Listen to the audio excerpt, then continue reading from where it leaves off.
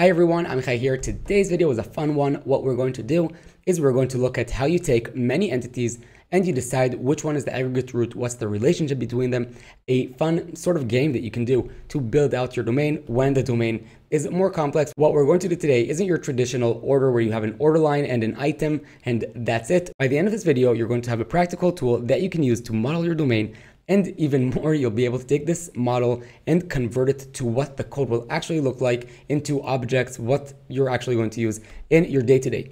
So if you haven't watched my series yet, then I urge you to watch it. I'll give you some context, what we're doing, all the infrastructure that we built to get to this point. But if you haven't, then what we're doing is we're building the Boober Dinner application. This is a dinner hosting platform where hosts can create dinners, guests can browse these dinners and reserve a space for themselves or more. Okay, so if you remember from the previous video when we talked about aggregates, entities, and value objects, then the domain layer in a DDD based application, you basically have the aggregates have inside 0 or more entities and value objects, or of course just basic properties.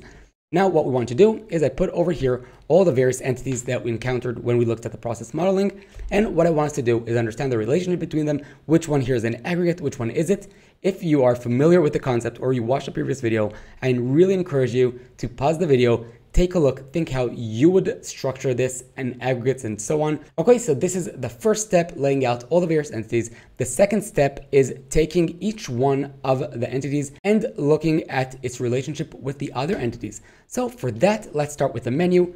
Let's put the menu over here, and each menu is associated to some host, and it also has one or more dinners and one or more menu reviews, right? Okay, moving on to the dinner, then the dinner has a host that created the dinner, that's hosting the dinner.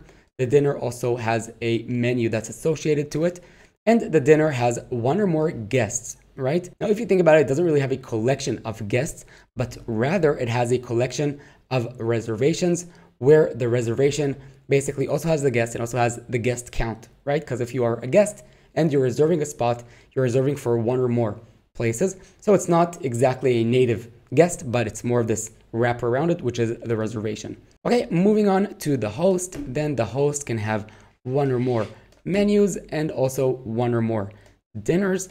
And of course, the host is also associated to a user as well. Okay, moving on, let's move all of this below so we have more room for the next one, which is the guest. Okay, so the guest can have multiple reservations. They can also have multiple bills, right? It makes sense that a guest will want to look at all the bills that they paid for in the past. They also have many menu reviews that they submitted in the past, and also many guest ratings where the host gave them a rating from 1 to 5. Okay, moving on to the user. Then the user, we can say that it has the host and the guest, right? Because each user can also be a host, can also be a guest. Let's put it like this for now. Okay, making some more room again. Okay, moving on to the reservation. So each reservation is on a dinner and is done by some guest. Okay, moving on to the bill. Then also the bill is on some dinner and there's the guest that paid for the bill. Okay, then we have the menu review, which of course is on some menu. And this is also affecting the host, right? Because the host might also have some average rating of all the menus that they own. And also we have the guest that is the one that actually did the review. Okay, making some more room. Lastly, we have the guest rating. The guest rating happened on some dinner by the host on a specific guest. And that's it. Okay, so what we have on the screen is all the various entities and the relationships that they have with one another. Sorry, I'm saying this for the 4th time. It's hard for me to talk today. Okay, so we have on the screen all the entities and all the relationships that they have with one another.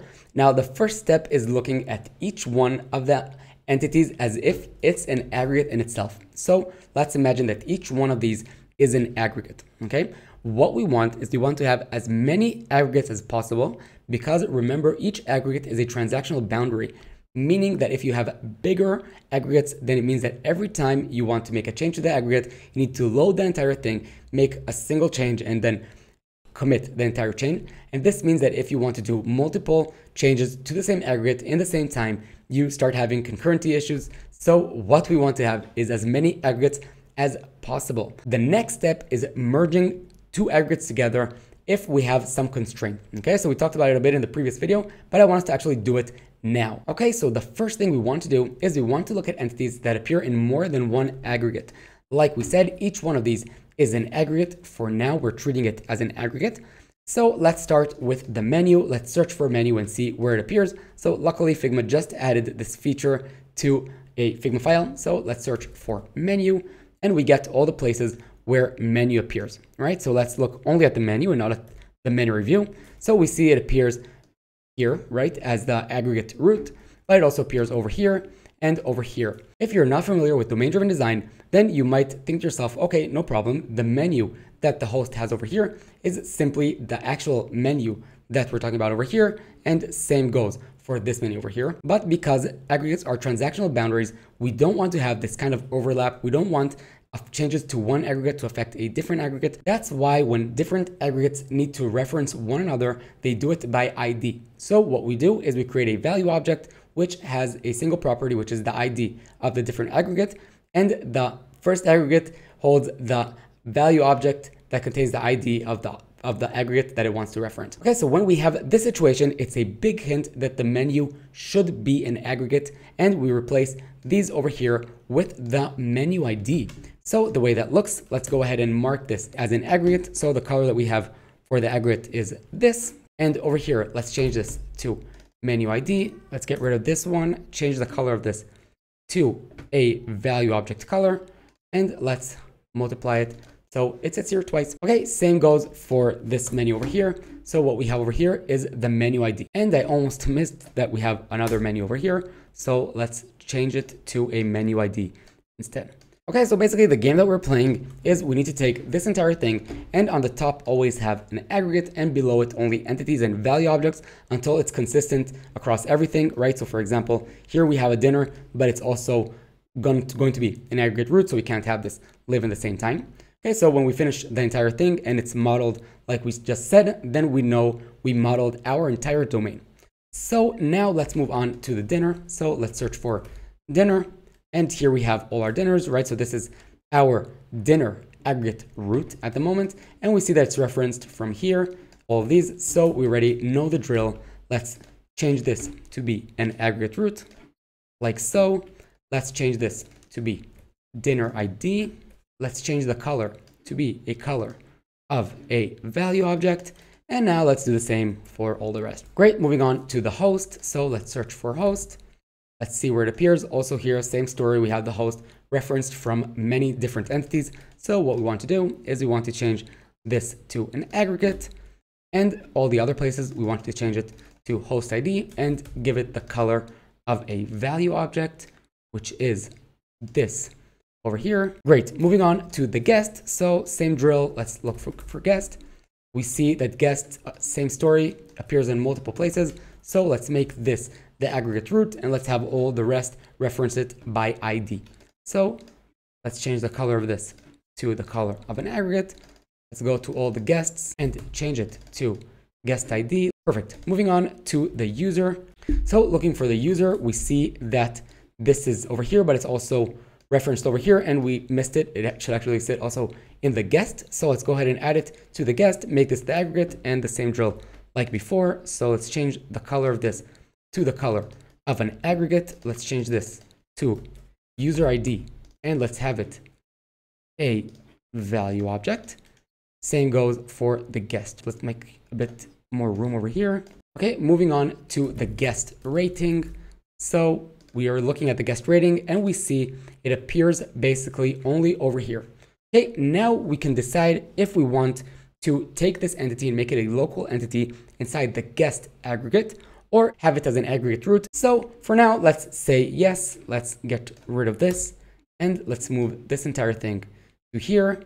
Let's duplicate it so it's clear that we have multiple of these. And now we don't need the guest ID anymore because that's the parent entity of this entity. So we can get rid of this and let's put this beneath the guest rating. Great, starting to look good. We're almost at the end.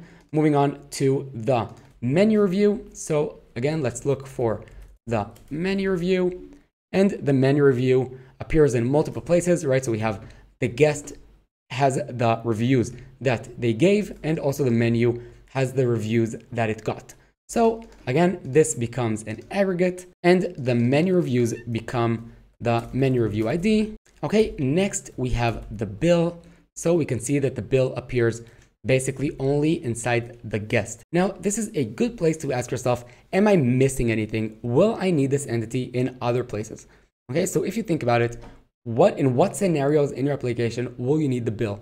So of course, the guest will want to see the bills that they paid for the various dinners, but it makes sense that also the host will want to go to the dinners that they created and look at all the bills that they got for that dinner, right? So if we look at the dinner, then we don't have here the bill, and we might ask ourselves, do we want to put here a list of bills as well? Now, this is why visualizing it like this really helps, because when you look at it like this and you see that you have over here the reservation, then it makes sense that each reservation will also have some bill that's associated with that reservation. That way, you know that the bill corresponds to that specific reservation. You have there the host ID, you have the number of guests. So it makes sense that you'll want all the details together. And that's why over here, we're actually missing the bill as well. Great, so now we see that we have the bill over here and we have it in multiple places. Okay, now we're familiar with what to do in this scenario. So we change the bill to be an aggregate root. Then we change this to be bill ID. Great. Lastly, we have the reservation. So searching for the reservation, then we see we have it in multiple places, right? We have it over here, and over here. Now, this is an interesting scenario because you might think to yourself, okay, this should obviously be an aggregate root, and we put the reservation IDs within the dinner and within the guest. But the problem with that is that we need to remember the invariants. So one of our invariants and that we want to enforce is that the dinner current number of guests isn't more than the maximum number of guests defined for this dinner, right?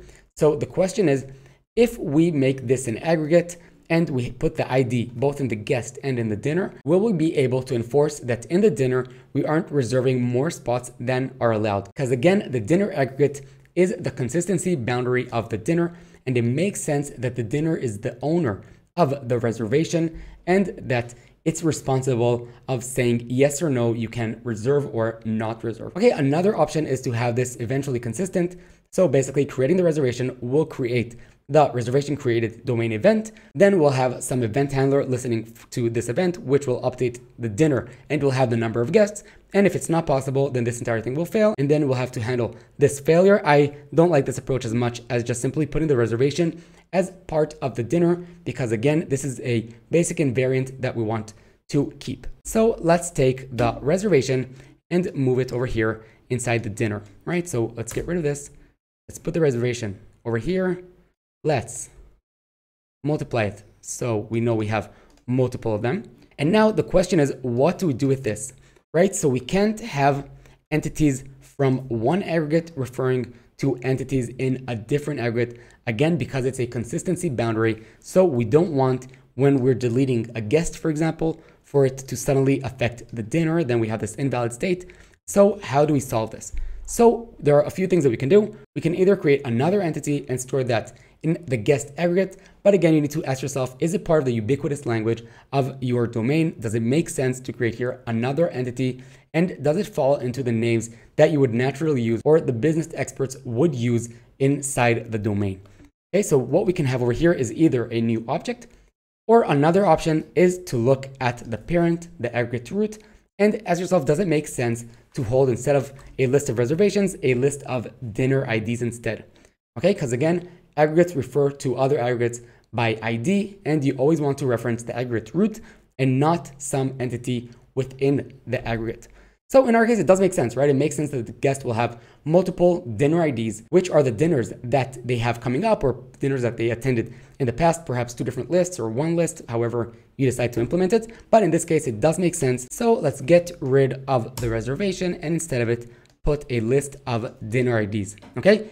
If we look at it now, then we see where by the rules where we only have one aggregate in the top over here, and it doesn't appear anywhere else but as a value object inside the different aggregates. and we see that we're maintaining all the rules of domain-driven design inside our domain. Okay, now again, we're only talking about the entities over here and their relationship with one another. We didn't put here, for example, in the reservation, the guest count, or inside the dinner, then the name of the dinner, the description of the dinner, and so on. That, of course, needs to be added as well. Okay, so I have over here our Boober dinner application, and what I want to do is I want us to actually see how this maps to the code that we're going to write in the future. So looking at our docs folder we have inside our domain models, which simply has the user. This is just something quick and dirty that we did in the first part of the series when implementing the clean architecture part of it. What I'm going to do now is create here a new folder. Let's call it domain models.